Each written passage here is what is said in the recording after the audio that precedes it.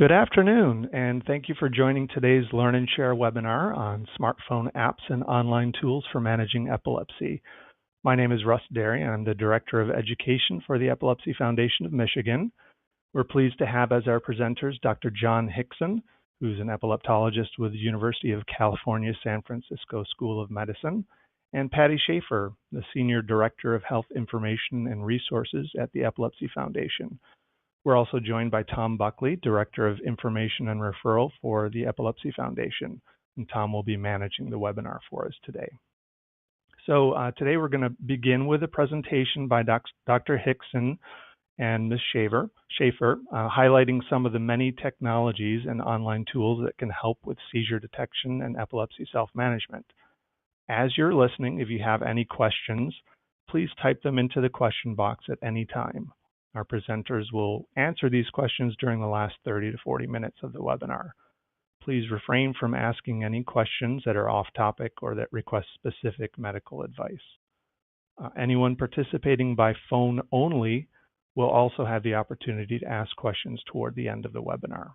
So now I'll turn it over to Dr. Hixson and Patty Shafer. Thanks much for that introduction. My name is John Hixson, and I'm talking to you from San Francisco.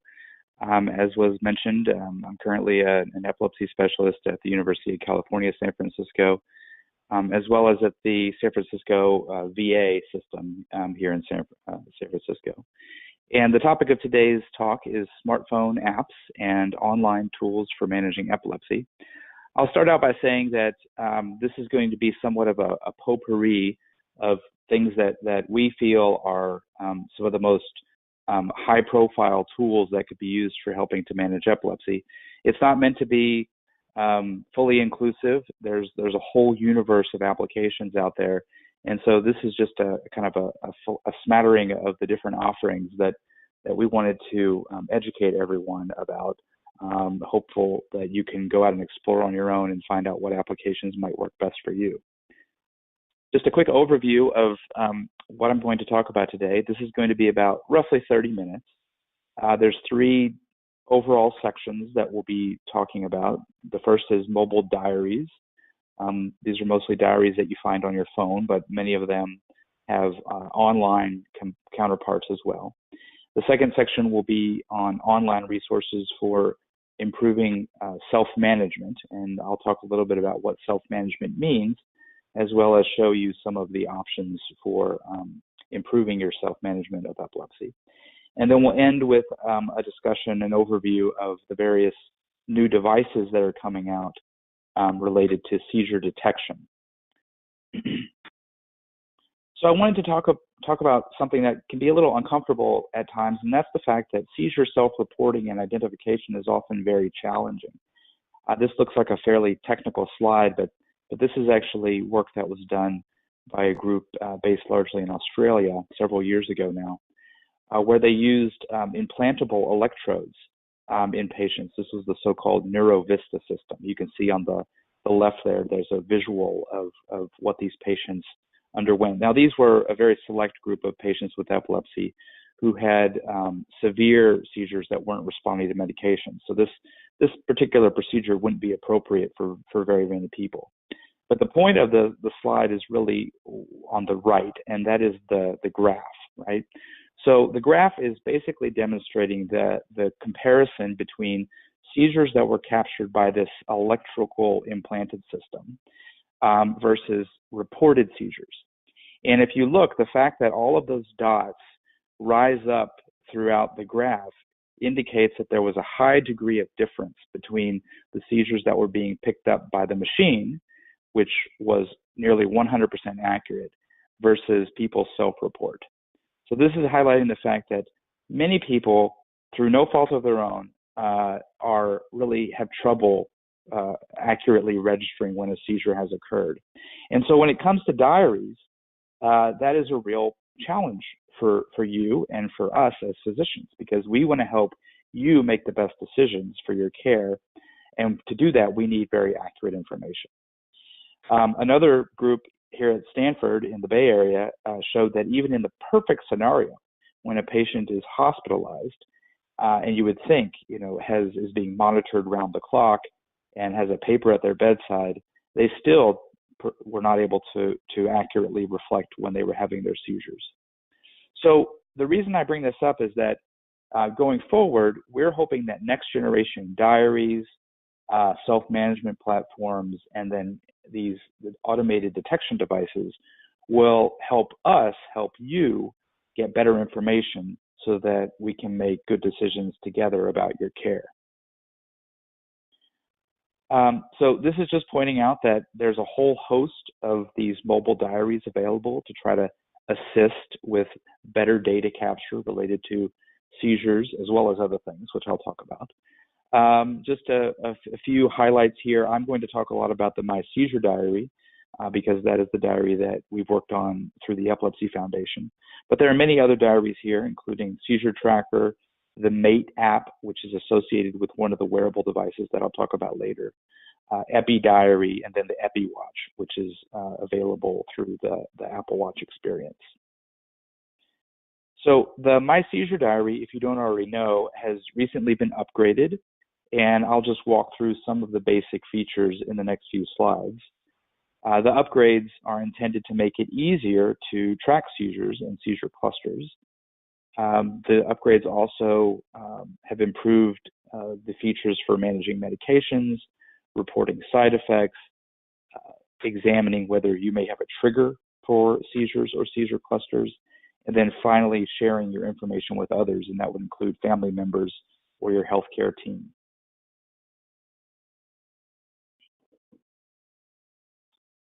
This is the front page of the current My Seizure diary on epilepsy.com. The web link is listed there if you want to jot that down. It's at diary.epilepsy.com. I'll just walk through a few screenshots here to show you the diary if you don't already know about it. There's both a web-based version and a mobile version, and the two can be used cross-functionally. So if you put data into one, it will appear in the other. This is a quick screenshot of the mobile version. You can see that this is a test account with my information. There's a dashboard. You can go in and put in details about your seizure types, your medicines, and so there's a fair bit of setup at the beginning. But once you've set up your background information, then the daily interaction that's required is relatively minimal. There's a calendar view, which is showed here. The yellow icons that you see on the calendar view indicate that there's been activity on that day. And I'll show you in a later slide what the potential activity could be. You simply click on a given day, and then at the bottom there, you can see that you can record or visualize what your seizure activity was. You can also record your medication intake, triggers, side effects, any notes that you may want to take regarding that particular day, and then your mood. The new diary also has enabled a much more robust set of reminder notifications. So if you use a modern smartphone, you know that notifications have become a very prolific feature. Sometimes they're a little too much. And so the system currently allows you to tailor your reminders so that you may not receive as many as an automated system might. But the option is there for you. These can be delivered via a push notification, which is what you see here on the right side of the screen, or you can get it via email, or you can have a notification sent to a caregiver or a family member. The current options for notifications include medication reminders. So that's reminding you to take your medication at a particular time. Medication refills, a medication log, and that's what's shown on the right side here, which is a query that you would get every day about whether you took all your medications, as well as, perhaps most importantly, whether you had any seizures. So I often tell people that in prior versions of the diary, the kind of the expectation was really that a patient would log in and update their seizures on a daily or near daily basis, which is probably unreasonable for most people who are out, functioning in the world. However, if you get a notification, you simply have to tap on it, and then report whether you did or did not have a seizure. That's actually highly valuable information. So you can see that here. From that prior screen, if you tapped on the question, the notification, you would automatically get this pop up, and then you would simply have to type yes or no to record whether you had had a seizure event. It would automatically take you to the screen on the right where you would see an automatic preset based on how you had filled out your diary. And then if you just save that, that would be it. So the interaction that you would have to have on a daily basis would hopefully be just a few seconds. So that's a feature that we've really put a lot of energy into in terms of making the diary more user-friendly. This is not the mobile version. This is the web version of the reminder page. So going back to the reminders, you can set this up, as comprehensively or as simply as you want. You're not obligated to have all of those notifications popping up, and you can tailor it to you. So you can set medicine reminders, you can set the seizure log reminders, the medicine log reminders, or the refill reminders, but you don't have to set up any of them if you don't want to. This just shows you that there are various roles that you can establish an account for as under the diary. Most people will set up an account as a diary owner. That's really for an individual who has epilepsy and is managing your own situation. A family caregiver account can also be set up in some situations. I'll note that if you're a parent setting up an account for a child, you need to set up the child as a diary owner first, and then set up your account as a family member.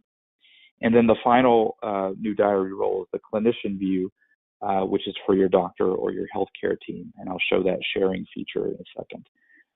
I'll note that the clinician view is read-only, meaning that the healthcare team member can't go in and change any of the data that you would input about your situation.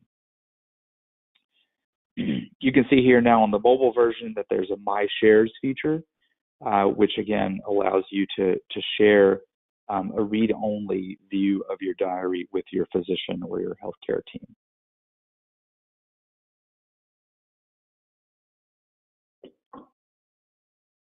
So here's some online resources where you can go to look at these various diaries.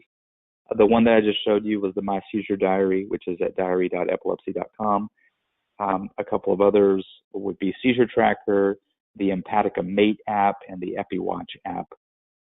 You can go research all of these on your own. I'm not going to go into detail about each of them, but they all have their relative pros and cons. I'll pause there and just remind everyone that if you have any questions, please type them in, and we'll be addressing them at the end of the talk. We're about a third of the way through so far. The next topic I want to talk about is the concept of epilepsy self-management. So this is a concept that's been around for a number of years, has been studied by academic groups for probably 30 years, and yet is still relatively underutilized. The concept of self-management is relatively intuitive. So this is really about patient education and patient empowerment. And it is roughly defined as the sum total of those steps or behaviors that you as a patient use on a daily basis to optimally manage your epilepsy. And it relies heavily on education about epilepsy and patient empowerment. We as physicians, I think it's fair to say, are very busy. And particularly in the current healthcare climate, our time is often pressured.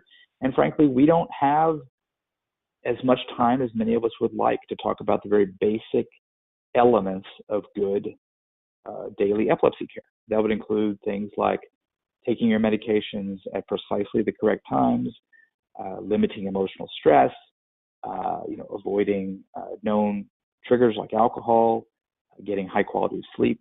These are elements that are very critical for managing epilepsy, and yet we don't have the resources to constantly or reiterate these lessons, which are very important.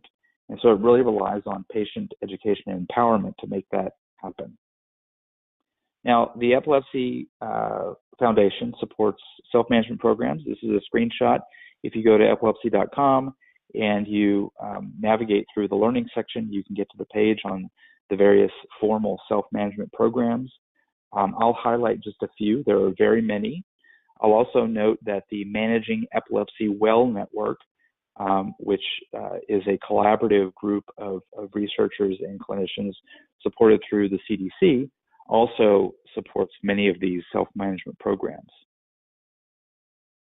These are just a few. So I'm only going to talk about a few of these, but these are just some of the various icons to kind of show you that there's a lot of self-management resources out there for your benefit.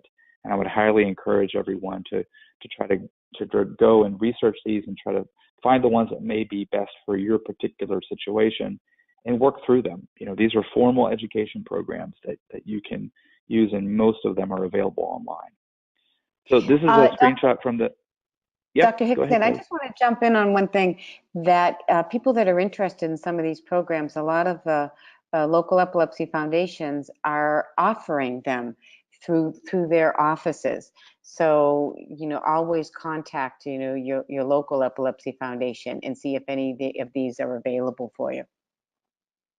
Right, and this is Russ.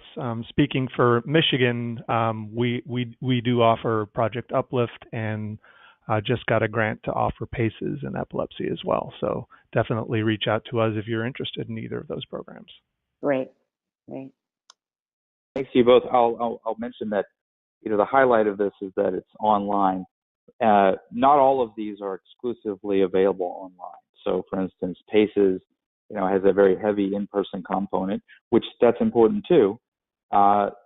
So many of these, there's a cross benefit of being something that you can view on your own time, on your own schedule, and others where you have to go do some face-to-face interaction. And so thanks for that suggestion. Just briefly, this is again from the Managing Epilepsy Managing Epilepsy Well Network page. Just a couple that were already mentioned. The PACEs in Epilepsy, again, is an in-person and a phone-based program that kind of leads you through self-management. Project Uplift, which is mentioned, is really focused on the depression or mood element of epilepsy, which we know is important. Hopscotch is a phone-based program focused on the memory problems that are often associated with epilepsy. So you can see that some of these, have a more specific target for difficulties or challenges that folks with epilepsy are sometimes facing. The Webby's program is one of the more well-known programs because it's very holistic. So it really has 3 core modules, and that's focusing on medication compliance, taking medications as prescribed. The second element is managing emotional stress. And then the third is sleep. And we know that these are all critical elements in optimizing epilepsy care. And Webby's is available online. So this is something that you could do on your own at any time without entirely depending upon someone else's schedule. And I've given you the web link at the top there. I'll also note another program, which is Texting for Control. This is an EF-sponsored and CDC-sponsored feature. This is a text-based system about medication reminders and motivational messages. This is available. You can log in through the Epilepsy Foundation, epilepsy.com Learning Suite, and then there's a separate link, which you see down there at the bottom of the screen, that would allow you to sign up. Yeah. So Patty, do you want to mention more about this one? Yeah. Yeah. So this is a very good for people who are just starting out trying to track their seizures, because it actually first was designed kind of towards teens, but it's good for anyone to kind of just say, I just want to get started. I don't want to get too complicated. How can I quickly try to track my seizures, maybe get some reminders or something to kind of help motivate me?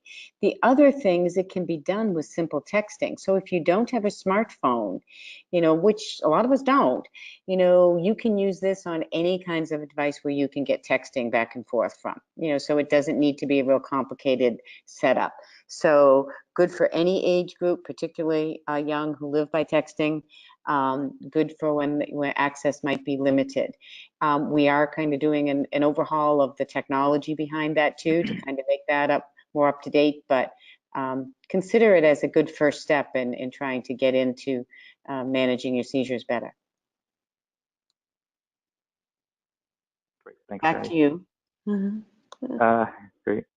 The last thing I'll mention in this section is about online peer support network, and this particular element is a little closer to my heart because we ran a study through the VA system a couple of years ago. We used the platform which is called Patients Like Me, and the web link is down there at the bottom. Although I would say that this concept, isn't exclusive for that platform. There are many peer support platforms out there, including, Facebook groups and whatnot. But in our study, we looked at the use of a peer support network and its impact on self-management, and essentially showed that it works really well and was almost as good as some of the formal self-management programs in terms of improving some of the outcome measures that we typically use in research studies. So I don't know why there's a little glitch on the slide there, but just a couple of things that the platform enables. You can set up an online profile, just like most social media accounts, but then you can also have self-tracking of your seizures and triggers. And then perhaps the most valuable portion of these online networks are the peer forums, where you essentially can learn from other folks like yourself. So I would just encourage you, if you think that's something that would be of interest to you, to seek that out. One of the benefits of this, perhaps it's obvious, is that unlike in-person focus groups, you don't have to travel anywhere, right? So if you want to log in and you're having some insomnia and you need some support, and you want to go in and see what other people have been saying at 2 a.m., you can do that, right?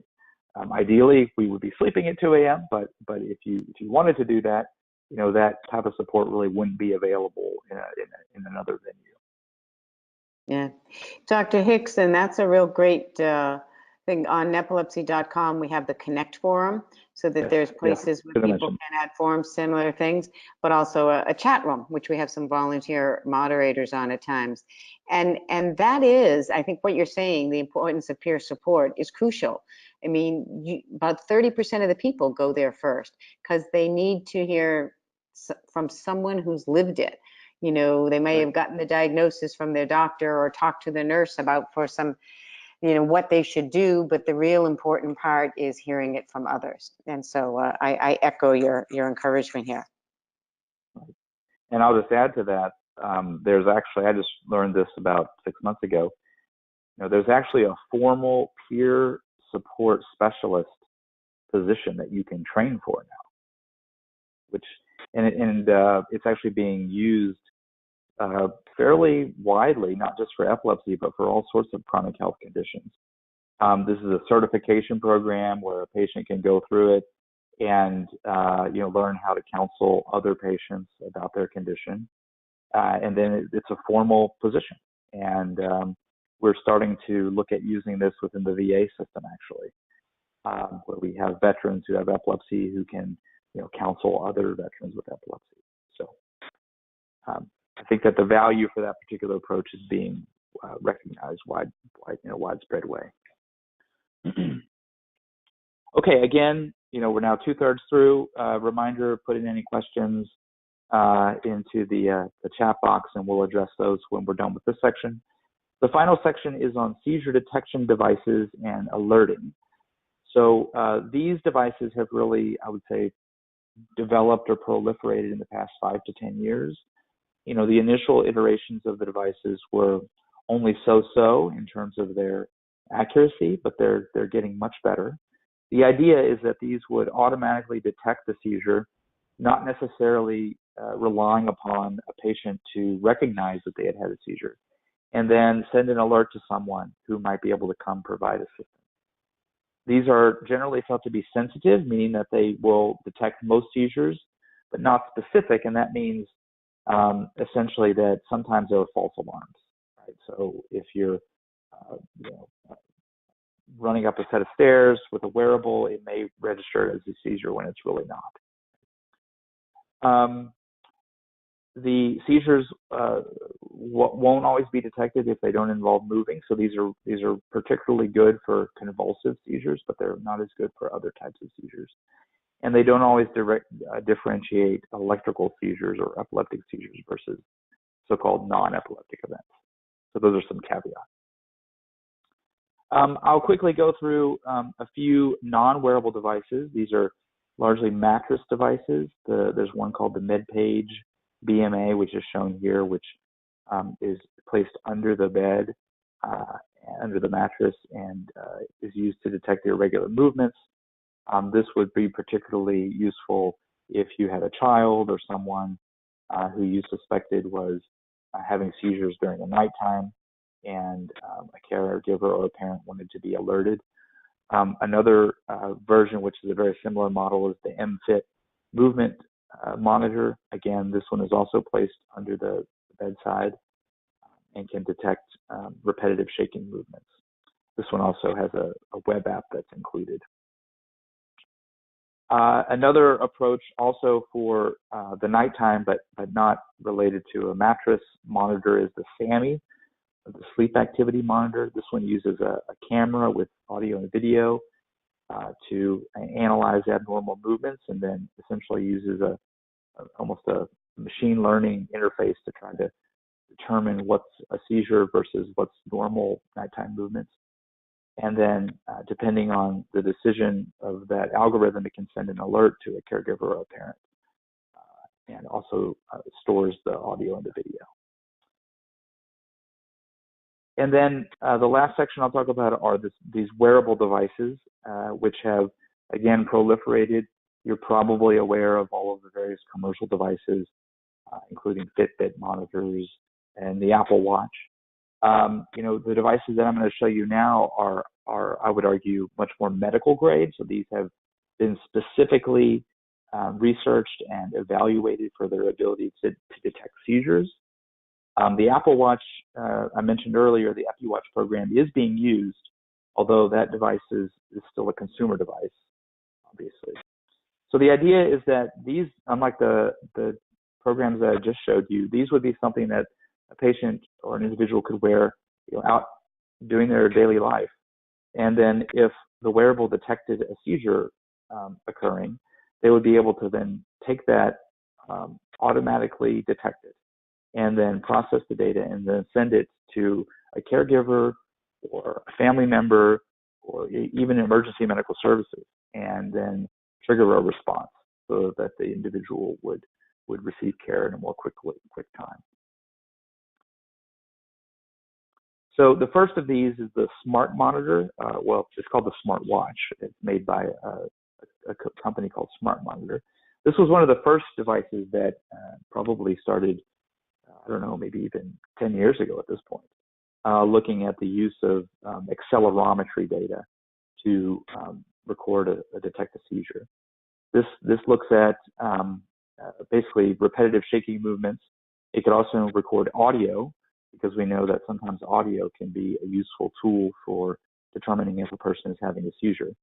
It also can record your heart rate, which sometimes changes during a seizure event.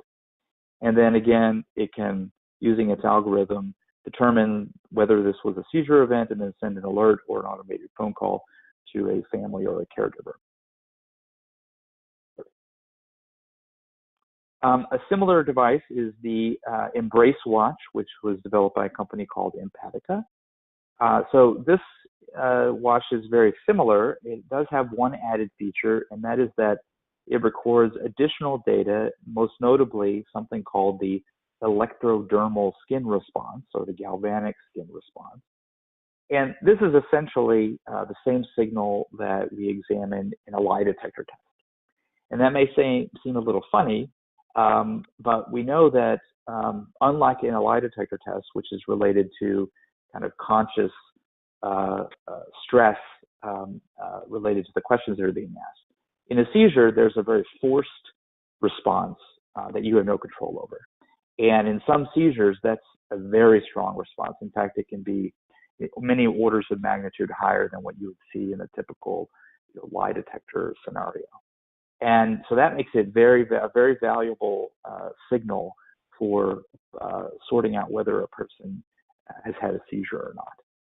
And so in addition to accelerometer data, basically body movements, this is combined and has a very high degree of sensitivity in terms of its accuracy of detecting seizures. So this device has been FDA cleared. It does perform very well at detecting mostly convulsive events. It can also analyze your sleep and your rest. And it has a mobile app attached to it called the Mate, which can upload your data to the cloud and then send alerts out to caregivers and healthcare providers. So this is another option for you. I'll note that the Embrace is a consumer product. This company does have a more research-oriented grade device as well, but the Embrace watch is what's available to consumers currently. And then the final device we'll talk about is called the Brain Sentinel. Now, the Brain Sentinel is yet another wearable device, but uses another type of body signal, and this is a signal called the EMG, and that stands for electromyography. And that's essentially a fancy word for electrical muscle signal. That's what that means, electromyograph. So essentially, whenever you have a convulsion or a big seizure, your muscles tense up very dramatically, and in a way that is not typical for, say, daily activity.